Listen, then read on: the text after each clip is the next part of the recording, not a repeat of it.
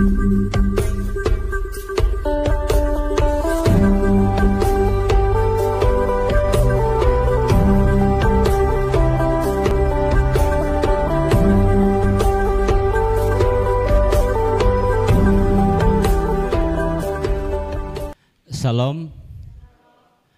Ya, puji nama Tuhan. Bersyukur hari ini boleh ada dan juga diberikan kesempatan untuk menyampaikan firman Tuhan kepada jemaat GKI Antioquia Pasar Minggu. Dan saya dihubungi oleh Badan Pengurus Daerah. Tolong Pak Pendeta Masri untuk ke Pasar Minggu menyampaikan kebenaran firman Tuhan. Saya bilang siap untuk menyampaikan. Ya, puji Tuhan. Orang katakan tak kenal maka tak sayang gitu. Ya, nama saya Pendeta Masri dan saya berasal dari Kalimantan Utara. Dan istri Sondang Parulian Sihombing, ya, Batak. Kami sama-sama sekolah teologi. Dan hari ini juga tapi kami ibadah di Cengkareng jam 9:30. Ibu juga yang menyampaikan firman Tuhan. Ya, bersyukur kami boleh menyampaikan bersama-sama menyampaikan firman Tuhan pada hari ini. Dan bersyukur kami dikaruniakan satu anak, ya, namanya Yabes. Ya. Gembala di tempat ini saya kenal baik karena saya juga anak didiknya waktu di Jeffrey. Ya. Sempat beliau mendidik saya dan saya selesai tahun 99 dan saat ini sedang melayani di Cengkareng. Dari ayat pembacaan kita saya menarik satu nas sebagai landasan dulu, ya, kita baca bersama-sama di Cengkareng. Saya senang untuk ngajak baca bersama-sama, sudah tampil di layar. Roma 9 ayat 28, 23, sebab apa yang telah difirmankannya akan dilakukan Tuhan di atas bumi sempurna dan segera. Artinya apa yang Tuhan firmankan pasti digenapi. Persoalannya adalah kita yang sulit untuk menanti waktu itu. Sebenarnya sudah jelas firman Tuhan mengatakan setiap yang difirmankannya pasti digenapi. Dalam ayat pembacaan kita ini para murid telah menjadi saksi dari peristiwa demi peristiwa atau penderitaan yang dialami oleh Tuhan Yesus.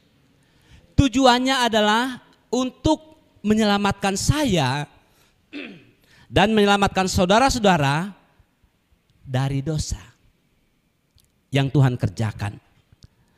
Kita perhatikan mulai dari Yesus ditangkap. Kemudian Yesus dia dibawa apapun disalibkan, dibawa kepada mahkamah agama, kemudian ia disalib, mati, dikuburkan.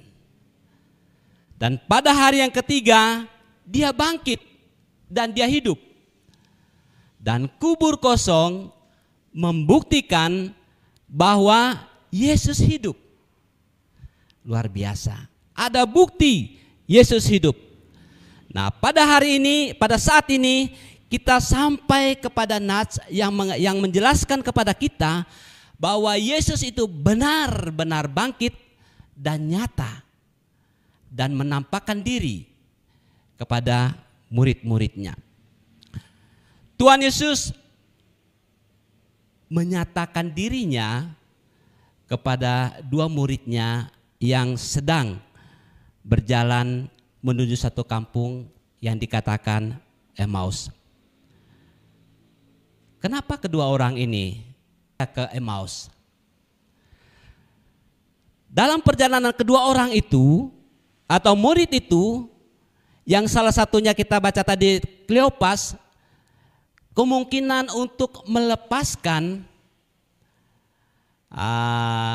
suntuk gitu ya, sumpek ataupun kondisi yang mereka rasakan saat itu tentang peristiwa kematian Tuhan Yesus, ia dikubur dan juga ia bangkit dan dia tidak ada dalam kubur itu, dan murid-muridnya dituduh mengambil mayat Yesus. Sedangkan murid-muridnya katakan, kami lihat di kubur itu benar, Yesus tidak ada. Nah, kondisi inilah yang membuat mereka sepertinya kondisi mereka sedang kacau. Kemana ya? Dalam perjalanan kedua murid ini, hal itu yang mereka perbincangkan. Tentang Yesus yang bangkit itu.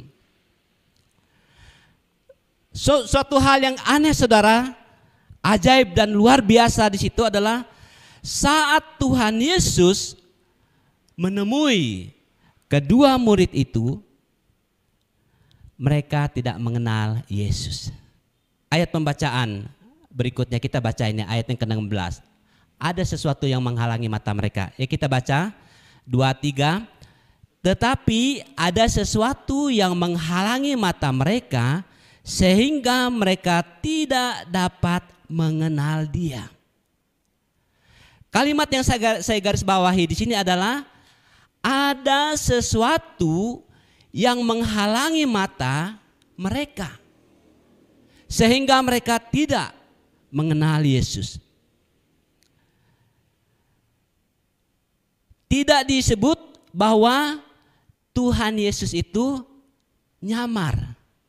Dan juga tidak dijelaskan dalam Alkitab ini bahwa Allah sendiri yang menghalangi penglihatan kedua murid itu.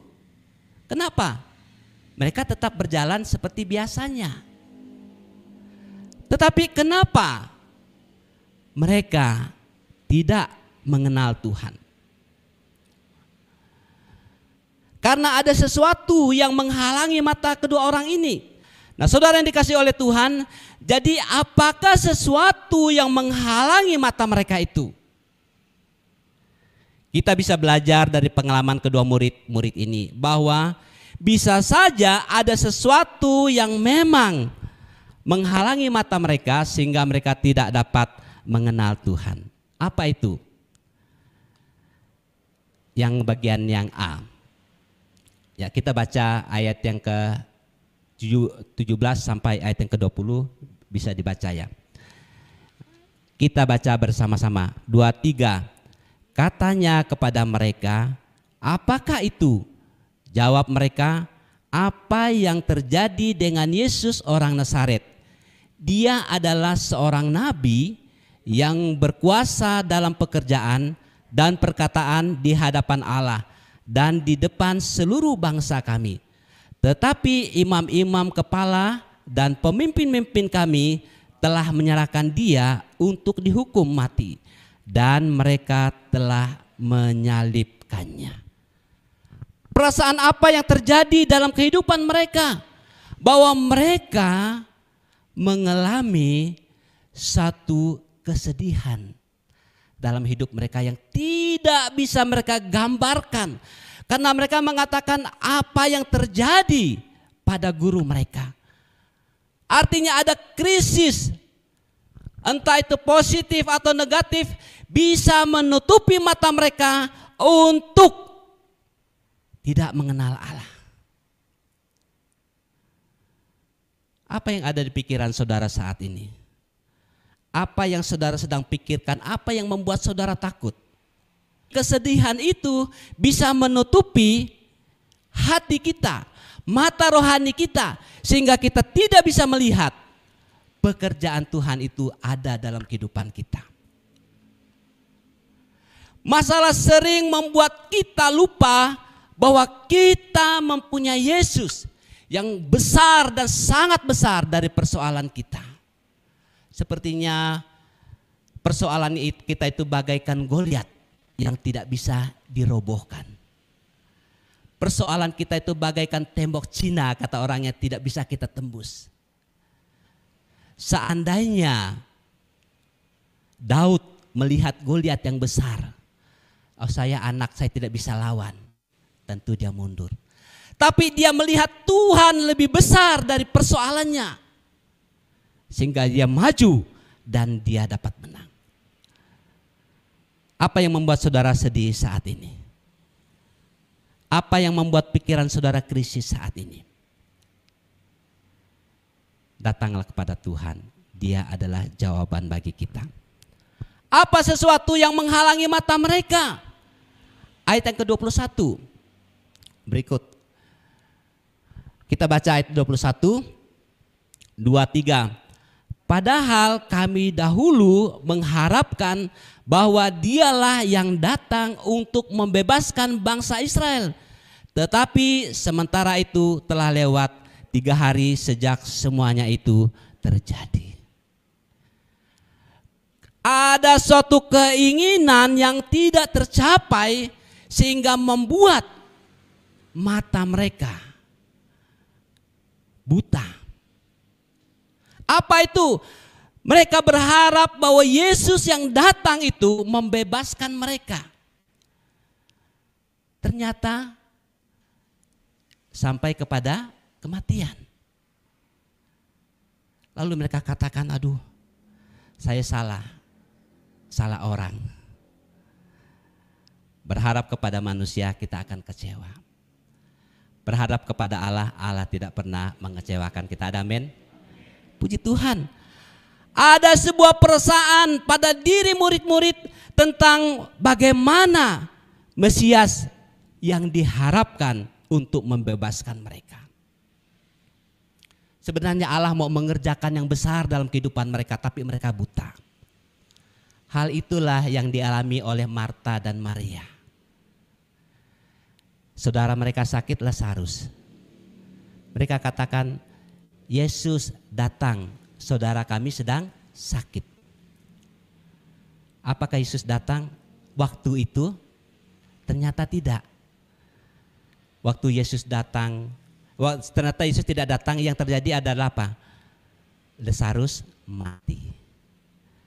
Dan dikatakan 4 hari kemudian Yesus datang. Apa kata Marta dan Maria? Tuhan, seandainya Tuhan ada saat itu, saudara kami tidak mati.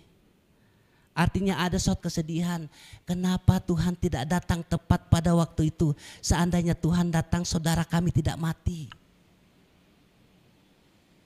Yang mereka inginkan adalah saudaranya itu sembuh.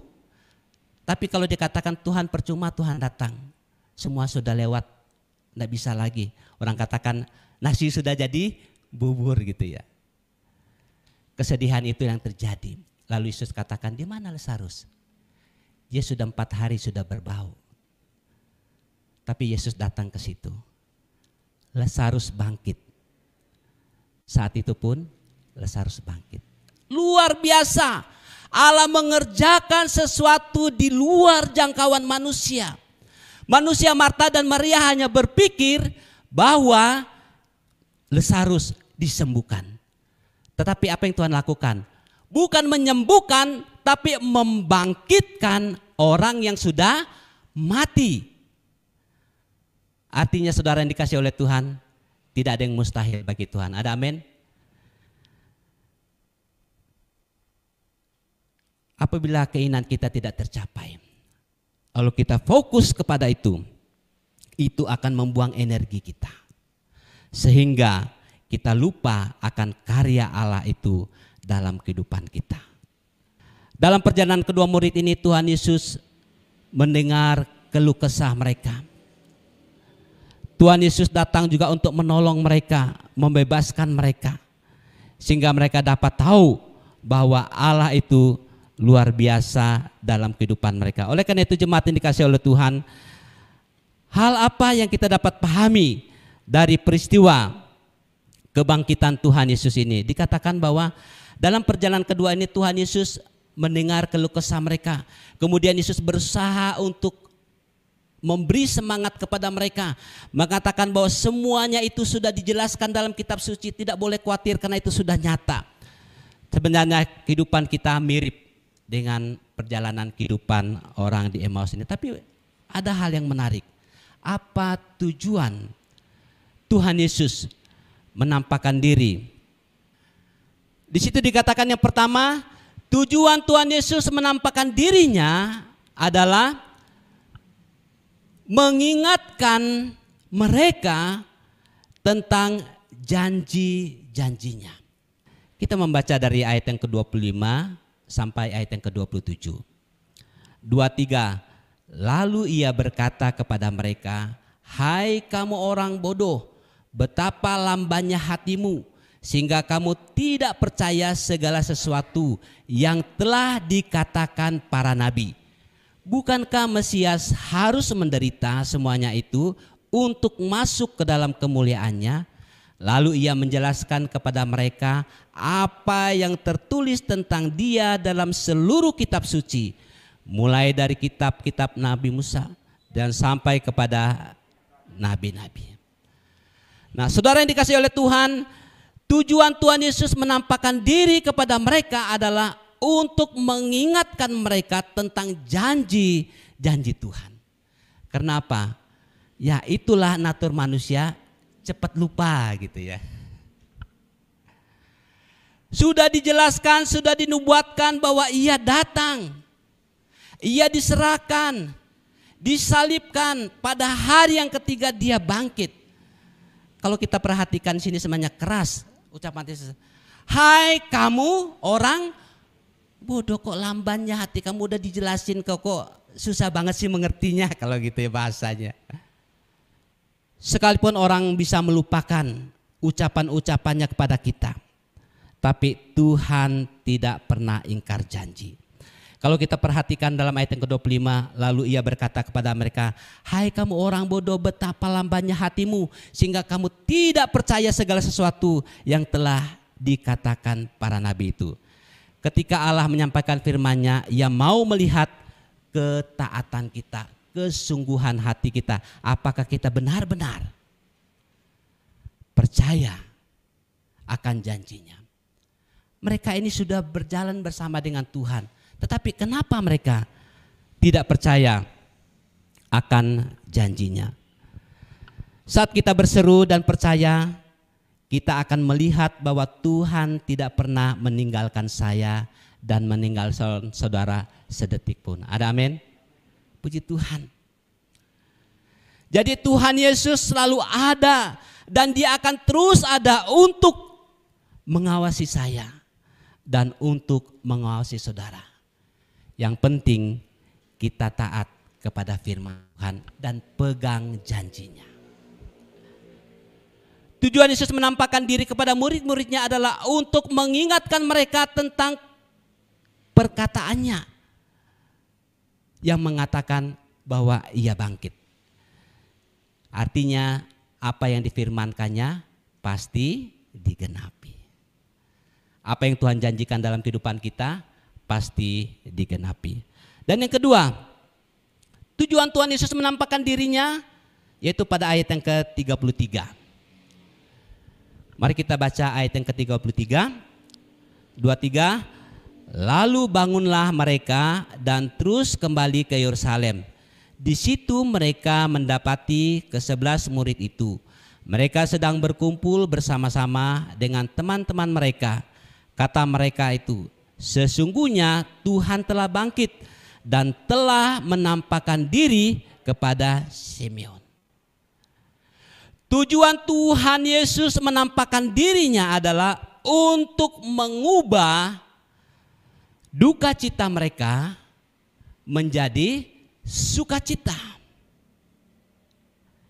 Jika kita boleh membandingkan sebelum kedua murid itu, tahu bahwa teman bicara mereka itu adalah Tuhan Yesus, suasana hati mereka diselimuti oleh kesedihan.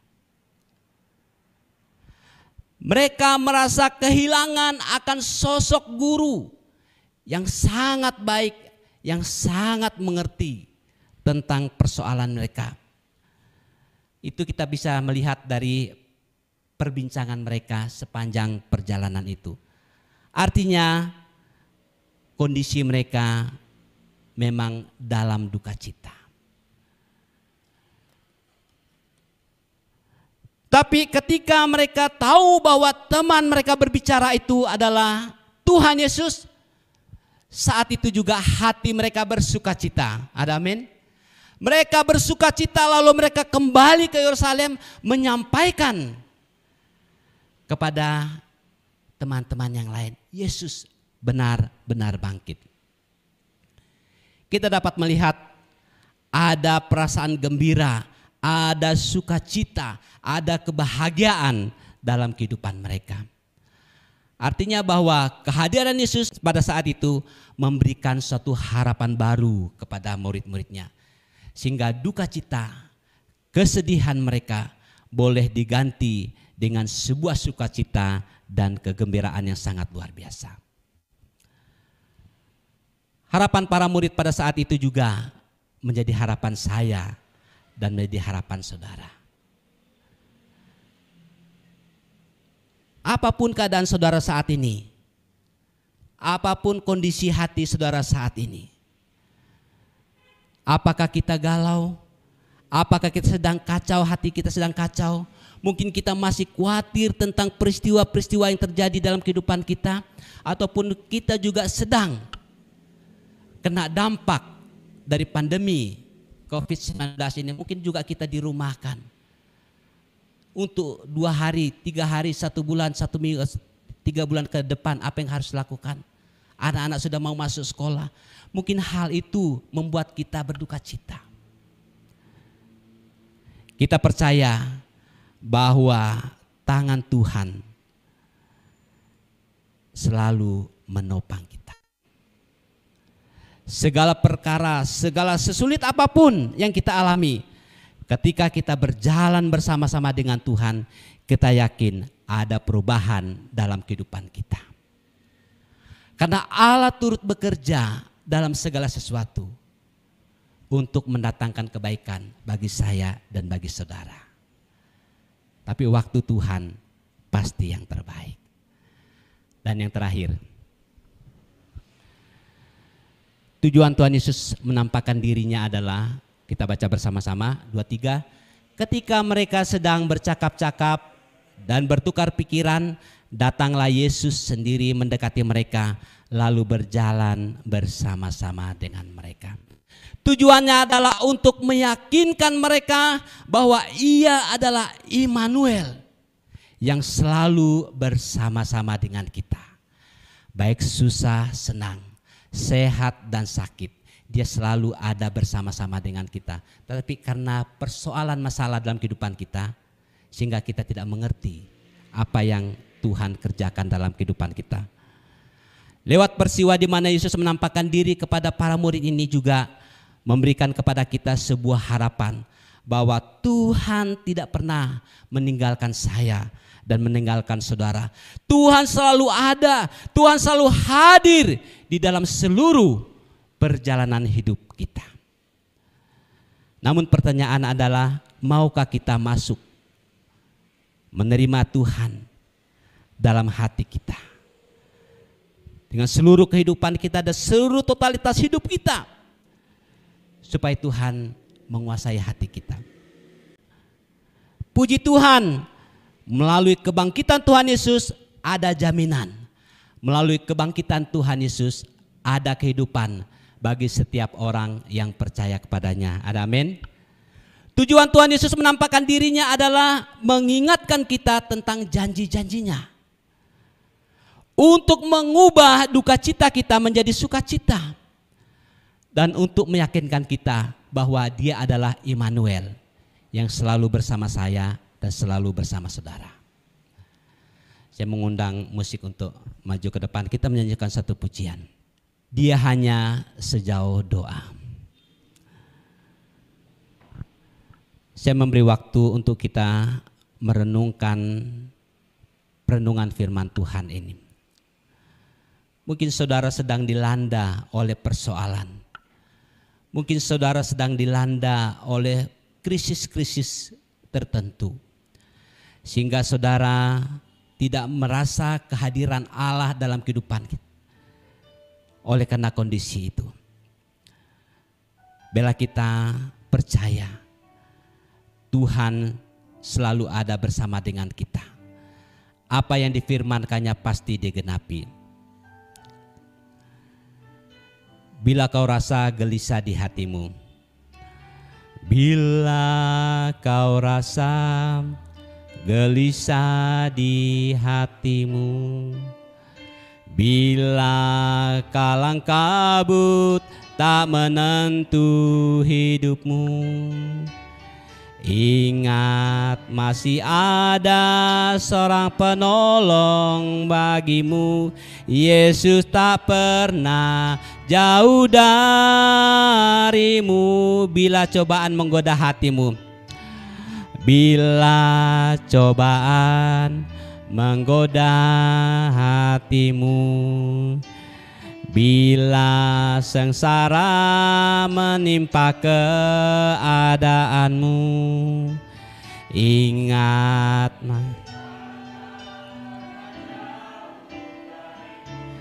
Dia selalu pedulikan kamu. Haleluya. Berseru memanggil namanya, berdoa Dia akan segera menghampiri dirimu. Percaya Dia tak jauh darimu. Dia hanya sejauh doa. Berseru memanggil namanya, berdoa Dia akan segera menghampiri dirimu. Percaya Dia tak jauh darimu. Dia hanya sejauh doa. Dia hanya sejauh doa.